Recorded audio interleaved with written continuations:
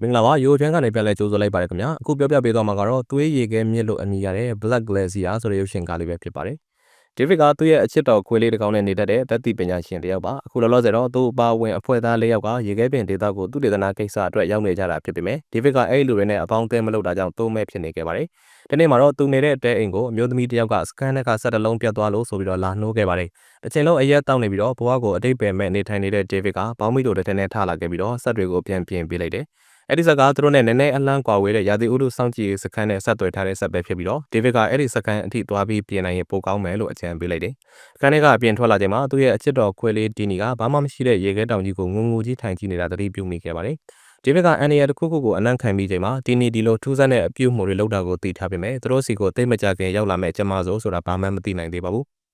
တိတ်မကြခင်မှာပဲဒေးဗစ်နဲ့အဖွဲ့ထဲက Fox ဆိုတဲ့လူတို့နှစ်ယောက်ကရာသီဥတုစကန်စီသွားဖို့အကုန်အစင်သင့်ဖြစ်နေခဲ့ပြီးတော့ခွေးလေးဒီနီကိုပါအပါခေါ်သွားဖို့အစီအစဉ်ကြပါတော့တယ်။ဒေးဗစ်ကတော့သတိဆိုတာပိုသည်မရှိဆိုပြီးတော့အဲ့ဒီစကန်သွားမဲ့ခရီးအတွက်ပြင်ဆင်မှုမျိုးစုံလုပ်ခဲ့ပေမဲ့သူ့ရဲ့အဖော်ကတော့ဒီတောင်ကြားဒေသမှာသူတို့ကလွဲပြီးဘယ်သူမှမရှိလို့ဘာမှဖြစ်စရာအကြောင်းမရှိဘူးလို့ရေမောလိုက်ပါတယ်။ဒီလိုနဲ့ခွေးလေးကောင်လူနှစ်ယောက်ကရေခဲတွေဖုံးအုပ်နေတဲ့တောင်တန်းတွေပေါ်ခရီးဆက်ခဲ့ကြပါတယ်။တနေရာမှာတော့ခွေးလေးဒီနီကသူတို့လမ်းကြောင်းအတိုင်းမသွားဘဲနဲ့ဘေးကိုအတင်းထိုးတက်သွားချိန်မှာဒေးဗစ်တို့လည်းအနောက်ကနေတန်းလိုက်လာကြပါတော့တယ်။နောက်ဆုံးကြတော့ခွေးလေးဘာကိုပြကျင်တာလဲဆိုတာသိလိုက်ရပြီးတော့အဲ့ဒီຢာကသူတို့ဘဝတစ်ခါမှမတွေ့ဘူးတဲ့မြင်ကွင်းတစ်ခုဖြစ်နေခဲ့တယ်။တောင်နှလုံးကြားတဲ့ကရေခဲပြင်ပေါ်မှာသွေးကွက်လိုမျိုးအနီရောင်စီးချောင်းတွေပြည့်နှက်နေတဲ့အရာကိုမေးရိုးပြုတ်ထွက်လာအောင်ကြည့်နေခဲ့ပေမဲ့ဒီຢာကဘာလဲဆိုတာသူတို့မသိနိုင်သေးပါဘူး။ဘာဖြစ်ဖြစ်ဒီထူးဆန်းတဲ့အရာကိုတော့နမူနာယူပြီးတော့ခွဲခြားစိတ်ဖြာဖို့လုပ်ပါတော့တယ်။ဒီချိန်မှာခွေးလေးကသူတို့မသိခင်မှာပဲအဲ့ဒီတောင်ကြားတဲ့ကကူတဲကိုဝင်ချသွားတယ်။အဲ့ဒီတောင်ကြားတစ်လျှောက်မှာအဲ့ဒီအနီရောင်လေးထူးဆန်းတဲ့အရာဝတ္ထုတွေတစ်ခုလုံးဖုံးလွှမ်းထားပြီးတော့အထဲမှာဒဏ်ရာရထားတဲ့တေလူမျိုးပမြေခွေးလေးတစ်ကောင်ရှိနေခဲ့တယ်။ခွေးလေးဒီနီကသခင်ဖြစ်သူကိုဆူဆူဝါဝါထိုးဟောင်ပြီးတော့ခေါ်လိုက်ချိန်မှာဒေးဗစ်ကခုံဆောင်နဲ့တိုက်မိပြီးတော့ခေါင်းကွဲသွားတဲ့အပြင်သူနဲ့လိုက်လာတဲ့ပညာရှင်ဆိုသူလည်းတောင်ဆောင်ကနေချီချော်ကြလို့ဒဏ်ရာရသွားပါတော့တယ်။ဒေးဗစ်ကအဲ့ဒီကူထဲရောက်တာနဲ့အောက်တိုးတိုးအနံ့တစ်ခုကိုတန်းရလိုက်ပြီးတော့အထက်ကနေတားရဲတရိတ်ဆန်တစ်ကောင်ကောင်ရဲ့အော်ဟစ်တန်လေးကြားခဲ့ရတယ်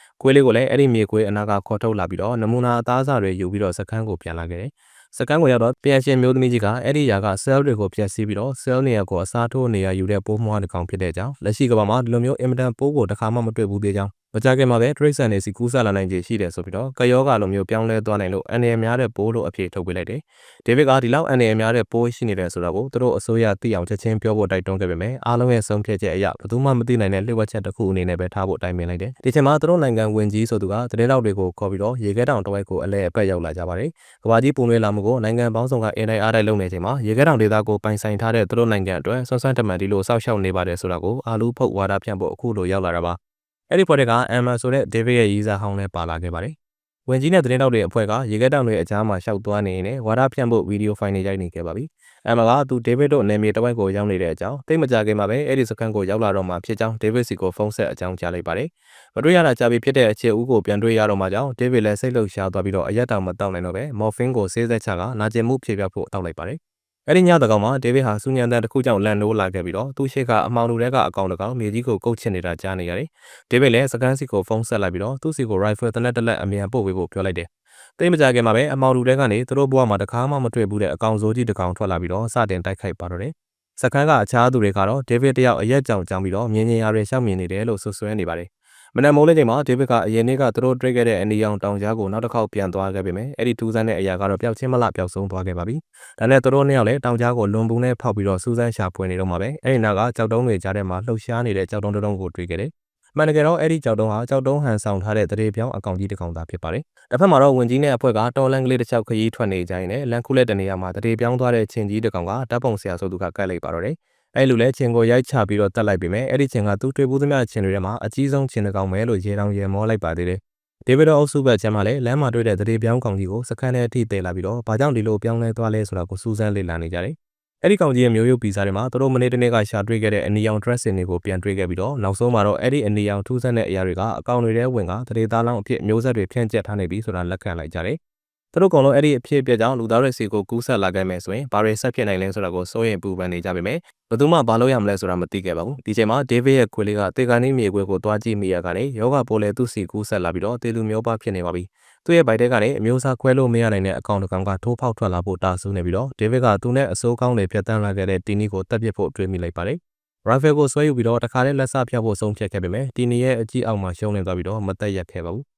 တစ်ဖက်မှာတော့ MR တို့အဖွဲ့တွေကဓာတ်ပုံဆရာကယောဂဘိုးတဲဆောင်လာတဲ့ချင်းကိုက်ခံရကနေယောဂလက္ခဏာတိတိတတ်တာစပြလာပါတော့တယ်။ဒီချိန်မှာသူတို့အဖွဲ့နဲ့မလန်မကတ်မှာအမျိုးသမီးငယ်တယောက်ဦးရဖယားဆင်းပြေးလာပြီးတော့တွေ့သမျှအကူအညီတောင်းခံနေကြတယ်။အဲ့ဒီကောင်မလေးနောက်ကိုတရေပြောင်းလေးုံငံတကောင်လိုက်ရှာနေတာဖြစ်ပြီးတော့ကောင်မလေးခြေချော်လဲသွားချိန်မှာသူ့ရဲ့နှုတ်သီးကြုံနေတဲ့ခန္ဓာကိုယ်ကိုထိုးဆက်လိုက်တယ်။ဒီချိန်မှာသူ့စီရောက်လာတဲ့ရေဒီယိုအချက်အလက်တွေရ MR တို့အဖွဲ့ကလမ်းမှာအန်နီယန်နဲ့ကြုံနေရပြီဆိုတာသိတာနဲ့ဒေးဗစ်လည်းအကုန်ပြင်ဆင်ပြီးတော့ကူညီဖို့လုပ်ပါတော့တယ်။ကျန်ဖွဲ့သား၃ယောက်ကသူတို့ရင်ဆိုင်နေရတဲ့ထူးဆန်းတဲ့အရာကြီးအကြောင်းကိုဝန်ကြီးကိုဘလို့မှပြောမပြဖို့ဒီကိစ္စကိုသူတို့ဘာသာသူတို့ကြိတ်ရှင်းဖို့တိုက်တွန်းနေကြတယ်။လန်ကီတစ်ချက်မှာသူ့လိုကြက်စားနေတဲ့တရိတ်ဆန်တွေရဲ့အလောင်းတွေကိုလည်းမကြာခဏတွေ့နေရပြီးတော့သူတို့ရဲ့အစာအိမ်တွေဖောက်ယူခံထားရတာတွေကိုမြင်ခဲ့ရတယ်။ဒီချိန်မှာဝန်ကြီးတို့အဖွဲ့နဲ့လဲလာခဲ့တဲ့ဓာတ်ပုံဆရာစီမှာပြင်းထန်တဲ့အဖျားယောဂကတိတိတတ်တာခံစားလာရပြီးတော့အခြေအနေလည်းသိပ်မကောင်းတော့ပါဘူး။အမကတော့သူတို့လူတွေဒီနားတစ်ဝိုက်မှာရှိတဲ့အကြောင်းနည်းနည်းလေးအားဆိုင်ပြီးတော့ခရီးဆက်သွားဖို့ပြောနေတော့မှာပဲသူတို့စီကိုပေါင်းပြီးတော့နဲ့ကောင်မလေးတယောက်ဒုံဆိုင်ပြေးဝင်လာပါတယ်။ကောင်မလေးနောက်မှာလင်းအောင်ငှက်စိုးကြီးတစ်ကောင်နဲ့ပါလာပြီးတော့တတ်တော်ဆောင်လုံခြုံရေးသမားကအသင့်ဆောင်ထားတဲ့ပစ္စတိုနဲ့ပြစ်ခတ်ချင်းချုပ်လိုက်လို့ခဏအဝေးကိုပြန်ထွက်သွားခဲ့တယ်။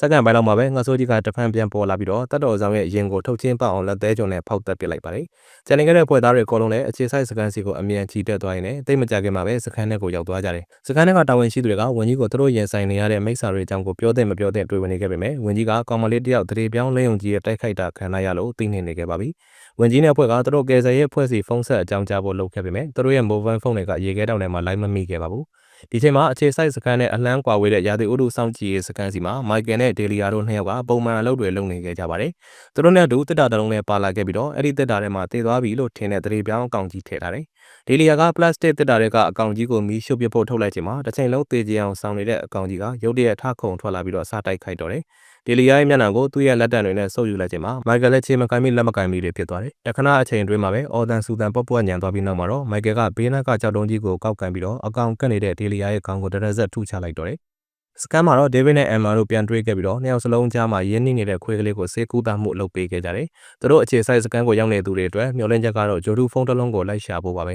။အဲ့ဒီဖုန်းကရာသီဥတုစောင့်ကြည့်ရေးစကန်မှာရှိတဲ့အတွက်ဒေးဗစ်ကအဲ့ဒီကိုသွားတဲ့မိုက်ကယ်တို့နှစ်ယောက်စီကိုလိုက်သွားဖို့ပြင်ဆင်တယ်။ဒီချိန်မှာပဲသူတို့အခန်းထဲကိုမိုက်ကယ်ဟာသွေးပြက်နေတဲ့အမူအရာနဲ့အတင်းတိုးဝင်လာပြီးတော့သူ့နောက်ကတရေပြောင်းအကောင်ကြီးတွေလိုက်လာနေတယ်လို့ပြောခဲ့တယ်။စကန်ကလူတွေကဒေလီယာကဗမာကြံနေခဲ့တာလဲလို့မေးတော့အဲ့ဒီအကောင်ကြီးတွေလိုက်တက်ခတ်နေလို့ပြင်းမိပြရပေးသွားရင်းနဲ့လမ်းခွဲသွားတယ်လို့လိန်ညာလိုက်ပါတယ်။သူတို့စကားပြောနေချိန်မှာပဲမိုက်ကယ်နောက်ကိုတောက်လျှောက်လိုက်လာတဲ့အကောင်ကြီးတွေကသူတို့စကန်ထဲအထိရောက်လာပြီးတော့အပြင်ကနေဒရက်ဆက်တိုက်ခိုက်ပါတော့တယ်။မှန်နေရန်တွေကိုလည်းအတင်းထိုးဖောက်ပြီးတော့အထဲကိုတိုးဝင်ဖို့လုပ်ခဲ့ပြီးတော့အမ်မာကလွန်ပူနဲ့သူတို့ရဲ့အတင်းတိုးဝင်လာတဲ့ခေါင်းတွေကိုဖောက်လိုက်တယ်။ဒီချိန်မှာပဲသူတို့ကယ်ဆယ်ခဲ့တဲ့ဘောင်းမီတို့နဲ့ကောင်မလေးရဲ့ခန္ဓာကိုယ်ထဲမှာလည်းကပ်ပါကောင်တွေကတွာလာလှုပ်ရှားနေတာသတိထားမိခဲ့ပြီးတော့ဝန်ကြီးကတော့အဲ့ဒီအကောင်တွေကိုတကိုယ်လုံးကိုမကူးခင်မှာချက်ထောက်ကိုဖျက်ပစ်ရမယ်လို့တိုင်ပင်လိုက်ကြတယ်။ကောင်မလေးရဲ့ပိုးဝင်နေတဲ့ခြေစလုံးအရင်ကနေပြီးတော့အစိမ့်လိုက်ဖျက်တောက်လိုက်ကြပြီးတော့သွေးကြောထဲရောက်နေတဲ့ကပ်ပါကောင်တွေဆွဲထုတ်ကမီးထဲကိုထည့်လိုက်ပါတယ်။ဒီချိန်မှာဒေးဗစ်နဲ့အမ်မာတို့နှစ်ယောက်လည်းရာသီဥတုစကန်စီကိုမိုက်ကယ်နဲ့အတူသွားပြီးတော့ဂျိုဒူဖုန်းလိုက်ရှာနေပါတယ်။မိုက်ကယ်ကသူဒေလီယာကိုကြောက်တုံးနဲ့ထုရိုက်တက်ခဲ့ရတာကိုအလိန်ပေါ်မှာဆိုတာကြောင့်လန်ခုလက်မှာထွက်ပြေးဖို့ကြိုးစားပေမဲ့ဒေးဗစ်ကတနက်ကိုပြပြီးတားဆီးလိုက်တာကြောင့်မပြေးနိုင်တော့ပါဘူး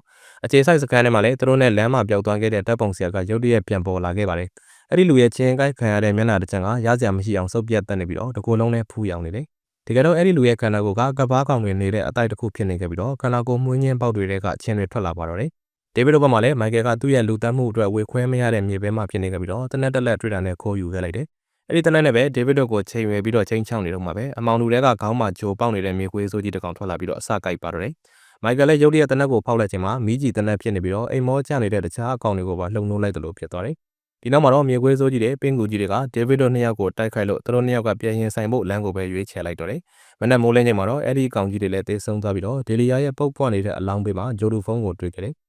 ဝန်ကြီးနဲ့လေးလာရေးဖွဲ့တွေကဘေးရင်ကအိမ်မှာကတ်နေနေနဲ့သူတို့စီကိုကယ်ဆယ်ရဟတ်ရင်တစ်စင်းရောက်လာတာကြားလိုက်ပါတယ်။အကောင်လုံးလည်းကူရကယ်ရမဲနေချိန်မှာဒီတန်လေးကြောင့်ပျော်ရွှင်သွားပြီးတော့ချက်ချင်းပဲအိမ်ထဲကထွက်လာကြတော့တယ်။နောက်ဆုံးမှာတော့သူတို့တစ်ဖွဲ့လုံးရဟတ်ရင်ပေါ်ရောက်သွားပြီးတော့ဒီရေခဲတောင်ဒေသကိုဘယ်တော့မှပြန်မလာဖို့အဆုံးဖြတ်လိုက်ကြပါတယ်။အပြန်လမ်းမှာတော့တနေရာမှာသူတို့ပထမဆုံးစတွေ့ခဲ့တဲ့အနီရောင်ရေခဲပြင်ကြီးကိုတွေ့ခဲ့ပေမဲ့သူတို့ဘာမှမတုံ့ပြန်နိုင်တော့ပါဘူး။